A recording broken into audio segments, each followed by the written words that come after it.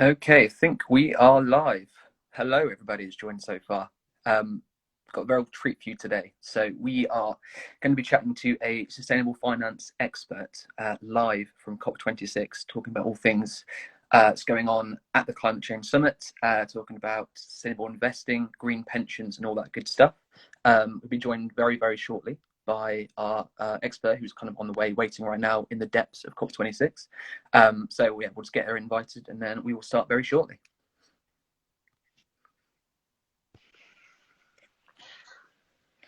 Hello, Perfect, here can she you hear is. me? Hello.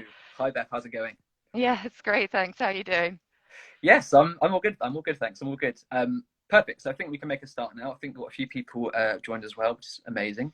So yeah, as I say, this is going to be a wide-ranging chat on sustainable investing. And to give you your proper due, I guess, it's my honour and my privilege, shall I say, to be joined today by Beth Burks, who is our sustainable finance expert live from COP26 in Glasgow. Beth, how are you doing? Yeah, live within COP. It's all go, go, go. All happening. Mm. Yeah, say we're super grateful you managed to join today. You kind of managed to find some time in kind of your packed schedule. I know you've been kind of running around doing all sorts up there in Glasgow right now. Awesome. So, as I say, quick run through the agenda again for everybody that's just joined. We've plenty to cover today. So, we'll be talking about COP26 and what's been happening so far in terms of discussions and all the government policies that have been going on. And from there, we can dive in a little bit more to sustainable investing, what that is, how that works, and how people can get involved with that. Then we'll be diving a little bit deeper into sustainable pensions and what that looks like. And then at the end, we should hopefully give everybody a chance to submit any questions they have, and we can kind of have a wide-ranging discussion there. Um, as I say, we are live today from COP26, so apologies in advance for any technical issues or hiccups. I know I think I read something earlier today that was saying that COP26 is kind of like the world's biggest airport terminal right now. Just people from every nation is running around wild, but we'll try and we'll try and Yes. keep on top of that. There was and someone banging just down the corridor. I don't know okay, what they were doing, so this is what we like. they've stopped now. This is what we like. We're live from the trenches right now. Yeah. So yeah, as I say, we'll try and keep on top of that. And also, I know there's a lot of people we heard from that couldn't make it to the live chat today, but kind of really interested in what we're going to be talking about. So we will be sharing this video afterwards for anybody that can't make it. Cool, awesome. So I think that's everything in terms of the agenda. So we Mm. can kind of dive straight in. So Beth, as I say, you are our sustainable finance expert. Before we get started, it'd be great if we could have a kind of quick intro into who you are and what you're all about. Sure, sure. So, hi everyone, Beth. I work in sustainable finance, which is a kind of new term. And what it really means is basically just applying a sustainability lens to your investment decisions. So that's broadly Mm-hmm. what it is. And this has really kind of been born out of big issues like climate change. So I first got into it because when I was initially working in sort of traditional finance, I was reading about these sort of stranded asset risks, right? Which is basically means that we haven't we haven't got enough carbon budget left to burn all the oil and gas that we've already found and are already in our financial systems. So, when you hear about that, obviously there's something that's got to change. So ultimately what I look at is sustainability issues within the financial sector, and providing sort of thoughts, opinions, informed views on what is best done to channel finance towards um, projects that basically do good for the planet, do good for people, but also provide returns for investment. Awesome. Yeah, I think it's such a hugely important part of the kind of the wider climate change piece, right? I think a lot of people when they hear about what we're doing to tackle climate change and kind of getting involved in initiatives tend to think about wider government policies and more kind of protests and Mm, recycling and stuff. But yes. our finances are arguably the most important thing out of all of those that can kind of have the biggest impact. So to say we're super glad to get a chance to talk to you today. Mm. So COP26, you're there right now. It's happening. I know you've been there for a few days. What's your experience been like so far? Well, it's been manic, I have to say.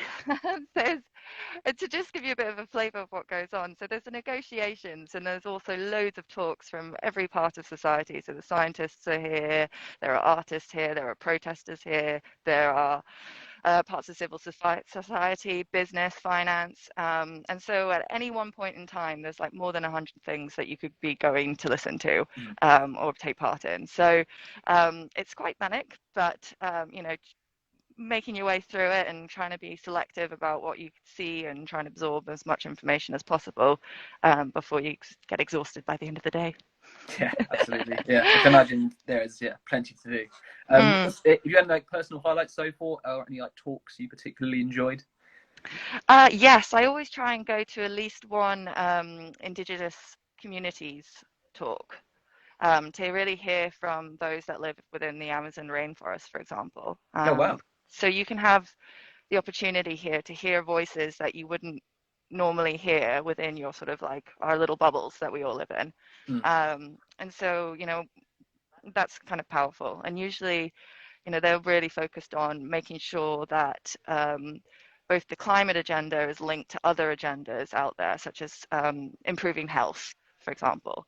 So they really want to make sure that there's quite a lot of joined up thinking, and that Indigenous populations who live in these sort of fantastic ecosystems that we need to preserve are really sort of brought into the conversation because they've been there. They know how to look after these places. So I think it's useful to hear from them as well. Yeah.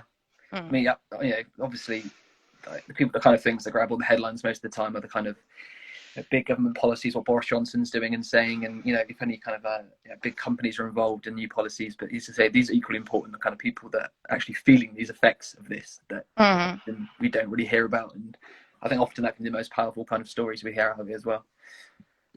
Yeah. Absolutely. So as I say, I've been kind of following the kind of updates from afar. It's been one of the things I found interesting, I think, is there hasn't really been a lot of the talks. There doesn't really seem to be that much kind of groundbreaking new stuff, like no magic bullet about how we're going to fix this climate change more widely. It seems more of a kind of like this time it's more serious, and we're doubling down on things that happened, in Paris. So all the old things that have been around for like a generation, like deforestation and methane, and reliance on fossil fuels. But it just seems to be that these are the things we know we need to do. We've been trying to work towards them slowly, but now we need to kind of pick up the pace a little bit. And then we were talking previously about this, and you were kind of talking about the kind of impact of net zero. That's been a big thing at the COP26 so far. So I wondered if you could talk to everybody about net zero, what that is, and what the kind of latest chats are going on about that. Sure. So net zero kind of is like the basis of the Paris Agreement, right? This is the agreement by all nations and parties to not emit any more carbon than the Earth can absorb through its natural cycles. And so that's the zero. So it doesn't mean no carbon emissions, but it means a heck of a lot less than what we're doing today. Yeah. And that heck of a lot is really important because we really have this decade to get the real sort of action done because of sort of complicated science, like there's momentum in the system and so on. So we really have very little time left to keep that sort of agreement of 1.5, no more, limiting global warming to no more than 1.5 degrees. The action needs to take place in the next decade. So that's what everyone's here to discuss and to try and sort of rustle up commitments from all different groups that we're all going to start thinking about this in a much more serious and actionable way.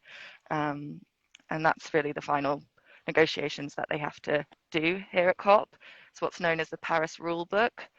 So they had the Paris Agreement of the 1.5 degrees, and then now the last 6 years have been negotiating the rules of how to get there, and that's what we're hoping to conclude this year. Fantastic. Yeah. So basically, the kind of people want to come away from this, and we'll have this kind of set of guides that this is how you have to act with your government, business, or whatever. These are the kind of rules you have to play by if you want to take part. Yeah, super interesting. I think as well, another interesting thing, actually, again, following it from afar, is the kind of rising tide of private industries kind of getting involved and having their kind of being held a little more accountable. Obviously, it's always going to kind of, the buck's always going to stop at the government and the federal level, but a lot more. I know Jeff Bezos, for example, has kind of been quite vocal in saying that he's going to put a lot more of his money into kind of fighting climate change. What the any kind of issues that come along with that, and where the boundaries kind of stop between government and private business? Well, I think there's a lot that business needs to do, right? Because they're the ones often emitting, right? And they're the ones with the sort of technical know-how of how to kind of scale solutions. And that's no easy feat. So, I mean, you're talking about Jeff Bezos, so, Amazon are trying to work really, really hard now with the shipping sector to invest and develop technologies that will reduce emissions from freight, from all the goods that we buy online and so on. So almost every part of the economy kind of needs to shift for governments to achieve their promises of the Paris Agreement. So that kind of private-public partnership is really important, and that's kind of what the UK presidency has been trying to lead on in the last in the run-up to this COP. Is to make sure that businesses showing up and representing and making these commitments. We've seen this before, so business showed up for the Paris Agreement, and then it can be said that not much progress was made since Paris. Right. So I think there's still a healthy amount of skepticism from young people and other parts of society, not just young people, but particularly from young people, of whether or not these commitments are actually going to, make the change we need to see. Yeah, absolutely. Like you say, then the private business are often the kind of the main people that are responsible for emissions, and kind of it's very tricky to kind of find that dividing line between too much kind of I guess interceding from governments and stopping the telling private businesses what they can do, and they're kind of running afoul of that. But as I say, these are the kind of things that hopefully once the other side of COP26 will have clearer guidelines about what they can and can't do. Cool. So I guess kind of moving on from talking about private industries and talking about bringing it a little bit more down to the kind of level of private investors, which I think is very, very important. And like you said, it's kind of can be one of the biggest ways to impact climate change. Sustainable investing, I think it's a term that many people these days are familiar with, and I think broadly, it's a really good idea. But I think often it's quite a vague term, and people don't really always know what that means and how investing in this fund rather than this fund or this business is actually doing something positive for the environment. So as I say, if you could give us a quick overview of what sustainable investing is for you to get started, then we can kind of dive in a little bit from there. Sure. So sustainable investing is really when you're investing with two goals. One, getting returns so that you can plan for the future or use that money, to rise above inflation, right? So that you can get your money back and it's still going to be good. And the second goal is that you want your investments to be driving towards sustainability goals. Okay, so these can be to do with gender, it can be to do with climate, a variety of different sustainability issues. But broadly speaking, that's what it is. So you're just adding an additional goal to your investments. Yeah, investing, but with kind of caveat on the top of it. Yeah. I think, and again, something I found interesting, kind of chatting with you very briefly before. To me, sustainable investing feels like a very kind of new phenomenon that's kind of been made around in the last perhaps 5 years, but it's been around for decades, right? In some kind of form or another. Yeah, decades, or even if you want to go back to Quaker principles, which actually also applied ethical lenses on investing, you can say even longer than that. But it came really from this kind of like ethical investing space initially, and a lot of it was to do with screening out types of business activities or activities that humans do that didn't reflect your own ethics. And so you can think of when people stopped investing in alcohol, for example, as being one of those kind of ethical screens that was done in the past. But since then, the last 5 years, it's just been exploding as a topic, and it's actually getting a lot more complicated, but in a good way, if that makes sense. Yeah, tackling some big important issues like inequality and so on. Mm-hmm. Yeah, I think certainly now it's becoming, as you say, slightly more popular, and there's more eyes on it. That does always come with extra complications, and I think it's always tricky to define, what is sustainable and what isn't, and where do you kind of draw the line, and what kind of criteria people need to meet. So yeah, I think that might be something that people again are slightly confused about. When these kind of sustainable funds or sustainable pensions, for example, are built, how is it decided which investments are sustainable and which ones aren't? Yeah, so a lot of the time you're looking at company reported data, and you're trying to determine, what their actions are, and whether they're doing better or worse than others in their industry. That's kind of broadly the basis of it. And often there's sort of what you have as a ESG rating, a time assigned to a company, it's called. So ESG stands for environmental, social, and governance. And those are sort of broadly three themes to do with sustainability. And yeah, so you'll have a rating on a company, and then people will optimize their portfolios according to those ratings or other things that they're doing. So they have other techniques, like maybe they want to invest, create a fund that's just investing in solutions for water quality issues, for example. So there might be a water fund, all to do with technologies that clean water. That could be another one. So there's lots of different ways of doing it, but always you're trying to achieve those two goals. Right. Yeah, again, that's another super great point, I think. Again, people often think sustainable investing is this kind of very broad thing that applies, this kind of one size fits all. But sometimes, often people, like you said, there can be very specific goals in a type of investment where, okay, your money's going here and it's going, like you say, for water quality, or this one's very much against, there's no fossil fuel companies in it or something. How do people kind of find out about that, and can dive into a little bit more information about the investments to make sure that, okay, this is aiming towards a goal that I care about? Well, you're going to have to read. You're Okay. so you're gonna have to read what your pension fund is actually doing, your pension provider is doing, what their policies are. Usually, a lot of pension funds these days will now advertise information to do with the ESG credentials of a particular fund where you're invested in. And yeah, so they will have like broad place policies. So several pension funds, for example, commit to like no coal investments by a certain date. Whereas others, will use a kind of like ESG rating. And usually you can get that information from your pension provider. And if you can't, then you should definitely let them know. Absolutely. Because yeah, there's a regulation coming in where it's all going to be mandated in Europe. So should be all good. Yeah, I mean, yeah, this is something I think, as a Penfold, are very, very conscious of, and we think that the pension industry as a whole can do a much better job of.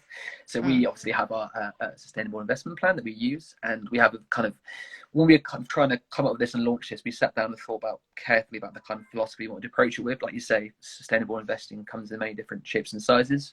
So our kind of ethos, I guess, our approach to sustainable investment was, first of all, excluding any kind of companies that can be clearly socially or environmentally damaging. So that means cutting out anything like weapons or tobacco investments. And then, like you touched on there, that ESG rating, which is a kind of very, very key thing that people need to understand if they're looking for sustainable investments. Only targeting companies that have the highest ESG rating in their sector. So, if we are investing in a wide range of sectors to make it diversified as possible, people that can know that, okay, that these companies that their money is going towards are environmentally, socially, and governmentally responsible, which is, as I say, very, very important. Absolutely. Yeah. So I think as well, again, talking about this as well, I think you mentioned earlier that one of the big concerns people have when they see ESG ratings and sustainable investing is that they were, okay, this is all great. It's almost the kind of the elephant in the room, right? Okay, this is all brilliant. I know it's going towards a good cause, but it's just going to affect my profits, and are my gains going to go down because I've gone green? What do you think to people that are kind of concerned about that? I think that was a real concern maybe 10 years ago. That was definitely the sort of view. I think the sophistication and the level of sustainable investment now is a lot greater. And, there's this big academic study that looked through decades of research on this thing and found that in 90% of the cases, they didn't find a negative correlation, so that you were sacrificing returns. So only in 10% of these huge studies of decades of research did you find that to be true, that myth to be true. So I think we're myth busted on that one. So we're just in a different state now, whereas that fear seems to be going away. nowadays the real fear is greenwashing or ESG washing, Right. where the claims are sort of unsubstantiated. So it's a difficult term to deal with. My personal view is that most greenwashing by companies is actually to do with not is unintended, sort of mistakes, and that's to do with the fact that we're still on a journey of ensuring that reported information by companies on their sustainability practices and, for example, their emissions, needs to come up a maturity curve in terms of the robustness of that information. So that's the sort of today's fear, but risk return, it's busted. Absolutely. Yeah, I think that, like you said, the days of people just going, okay, it's a choice between A and B sustainable, and A is all about growth. That's not really accurate. And again, I think industries need to do a much better job of saying that, making that clear that while sustainability is a massive factor in this fund or this pension or this investment, that's not what it's all about. It's also, at the end of the day, it's still about making you profit and giving you return on investment. Absolutely. Fantastic. So I noticed we've had a few people join recently, so kind of give everyone a quick recap of what we're doing here and what we're talking about. So we're here, it's absolutely privileged to be here with Beth Burks, who's our sustainable finance expert live at COP26. We're talking about all sorts of things from ESG, sustainable investing, and COP26, and we've kind of been chatting about what that actually means and how that just because you're going green with your investments doesn't necessarily mean you're sacrificing profits, and people kind of make sure that they hold their pension providers or their who their investments with to account, and make sure that they are very clear and upfront about just how is this fund sustainable. I think now might be an interesting time to kind of dive in a little bit more to pensions in particular. Because I know this is something, the kind of term green pensions has almost appeared, it seems overnight, I think, about talking about this exact kind of thing, right, where pensions that aren't just investing in a certain sector or just looking for growth at a steady level, they are also considering sustainability and ESG and all that kind of stuff. So yeah, I wonder if you could talk about green pensions and how that kind of fits within the wider sustainable investing bracket. Yeah, absolutely. So like I said, that your pension provider needs to provide this information now, right, to you so that you can make these kind of decisions. And really, most pension providers these days will offer a green alternative or a sustainability alternative. And it's always important to remember that, like, sometimes it's like we get given the label that we're consumers, but we are also investors through our pensions. And I think that's really important to remember. And there is a choice you can make often. With how your pensions are managed by the professionals in the financial sector that have that responsibility. So, getting into green pensions is a lot easier than it ever used to be. If your pension is provided through your company, then you might need to talk to your company about the pension choices that they're making on your behalf. But that may be the case for some people, but for others, you have a little bit more of an active role, especially if you have your own private pension. Then you've really got a lot of control with what you want to do with it.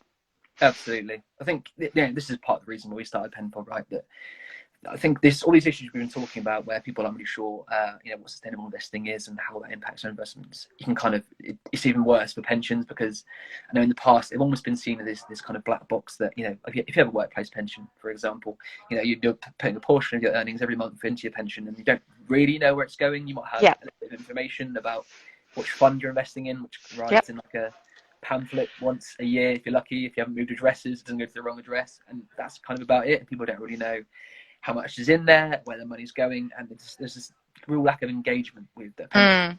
And that really shouldn't be the case, because pensions by their very nature are a kind of a long-term saving thing, that probably the longest term saving account many people will have. And talking about that ties in so well with this nature of climate change and sustainability, preparing for a bright future. Yeah, absolutely. This kind of long-term investing is going to be the best way to do that, right? Yeah, because I'm due to retire in 2050. When we're meant to reach net zero. So that's a great point. Yeah. This is my whole working life is contributing towards something that I'm hoping is going to pay for my retirement, and I'll still have a really nice world to live in. Basically. Absolutely. Yeah. So it's I mean, important to all of us. And again, Yeah, and again, this is just, I think, a real wider industry problem that people just need to, pension providers need to make it a lot more easy for people to, one, find their pension and just find all these details so they know actually know what's going on, and making it clear that these sustainable options are available and they are beneficial. So one of the things that we've done recently is launching this Explore Your Pension tool, which essentially lets people right from their online dashboard or from the app, they can go in, tap Explore Your Pension, and it will give you a complete breakdown of where your money is by sector, by country, and even by individual company. You can see, okay, 1% of my pension is in this company X, which I think is one. It just makes that kind of ease of use and the user experience where someone can kind of whip out the phone and check on it easily. It makes it so much better for people to engage, because absolutely, it's not reasonable, I don't think, to expect people to kind of trawl through like endless online forms or paperwork that's kind of buried in the cupboard somewhere, trying to find out what's going on in your fund and performance and stuff. When you can, the technology is there today. Look at all the kind of open banking things have changed, like with the current accounts, and people expect that information to be available at a few finger taps. So there's no reason why that can't be the same for your pension, and just giving people that visibility into what's going on with their savings, I think, is a huge part of it. And the next thing, which is also super important, kind of really tied into sustainable investing wider, is this ability that, this knowledge, I guess, that you, as saving into a pension, that makes you an investor. And when your money goes into these companies, you are a stakeholder in these companies, and that gives you power, right, to actually have a say. So yeah, I know this is something, again, you're super all over in your kind of field of work. I wonder if you could talk about what that really means for people in kind of everyday, people that have a workplace pension or have recently opened a private pension. They're investing into it for a while. They're stakeholders in these companies that might not even realise. What kind of power does that give them? Well, if you are invested in companies, then there is something called proxy voting, which is a technical term which means that you're allowed to vote at the annual general meeting of a company on their strategy, ultimately, like what they're going to do, who they're going to nominate in their board, and so on. And what happens, on the ground, you guys providing that information of what's going on and who their pension provider ultimately is in the palm of your hand allows you to have that accountability towards what your pension provider is doing at those AGMs, how they're voting on different strategies. So to give an example, Legal & General is one pension provider. They voted against Big Oil Shell's climate transition strategy at the last AGM. And, that's sending these providers are now starting to send clearer and clearer signals to these companies that their plans are not good enough. And the reason why was that they were saying that the plans for oil investment were not compatible with reaching the Paris Agreement. So they, were very vocal about that. And you see that around a lot of different issues. So there's a lot of, nominating women on boards, for example, is another kind of popular trend in proxy voting at the moment. So by being owning part of that company, you have that right to participate. And it'll be your pension provider who votes on your behalf, which is why, before, when you were just putting money away and not paying any attention to it, they were just voting the way they voted. But by engaging with them, then you can start to sort of influence that vote. And consumers really, all of us, we really need to raise our voices so that we can influence the future we want to be retiring into. Right, yeah. And I mean, we're a big fan of the term pension power, right? And this is exactly what it is. I think gone, thankfully, and hopefully this is part of what Penpol's trying to do. Gone are the days when your pension, again, was this kind of shady thing you didn't know about. And like you say, the pension provider was making these votes for you, and chances are you didn't even know it was happening. So anyone that has a Penpol pension, for example, right now, they can kind of easily go into the app or online dashboard and just opt in to be made aware of these kind of votes. Like you say, there's so many great causes that are happening almost every week, like you say, about gender representation on boards and approach to fossil fuels and kind of governance policies and whether CEOs get raises and stuff. These things are kind of commonplace. Yeah. And now you have pay. that power. Yeah. And you have that visibility, and then you can go, this doesn't sound right to me. I want to have to do something. From there, you can kind of go in, just tap your vote, And as I say, and if enough of your fellow Penfold savers agree with you, that will be represented at the next company board meeting, and your opinions literally go into the kind of those who are in charge. And I think that's such a powerful, unique tool, talking about building the future that we all want, a better tomorrow. Telling these people that are kind of so responsible for emissions and businesses and just working ethos, all this kind of stuff, telling them what you think and saying this isn't good enough is one of the best ways to really have that impact, I think. Absolutely, absolutely. I think gone are the days where we think the only thing we can do is sign a petition online. I think now it's fantastic what you're doing to get the information directly to your customers. Awesome. Okay, so that was a very quick 30 minutes, Beth. I know we've maybe stolen enough time from your packed schedule already. You've got plenty to do. To say live at COP26, I'm sure there's a million and one things going on. Anything else you wanted to share or talk about before we let you go? No, just a pleasure. Thanks so much for inviting me, and I'm hoping I've given some flavour of what's happening inside to you guys. So yeah, pleasure. Awesome. Yeah. Any interesting plans the rest of your time there in Glasgow?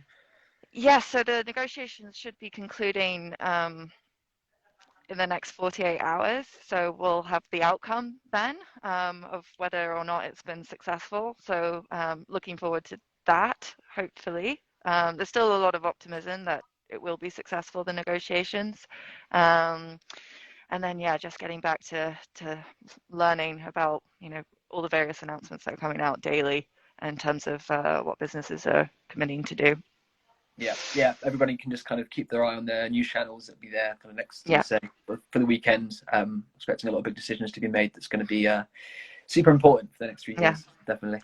Super. Well, fantastic. Again, thanks so much for your time, Beth. Been amazing speaking to you. I think I've learned a lot, which is the main thing, which is the whole reason I've done this, to be honest.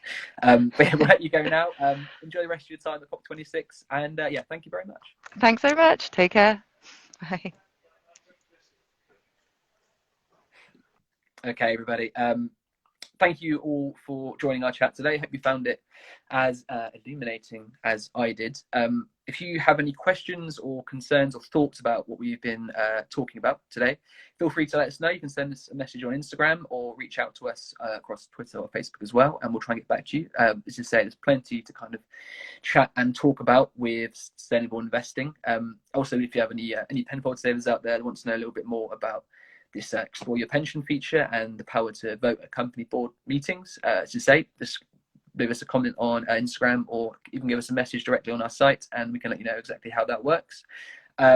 We will be sharing this talk as well shortly. I know there's a lot of people that wanted to come today and check it out but couldn't make it, so we'll be sharing this talk to anybody that's missed it or missed the start to in the kind of coming days.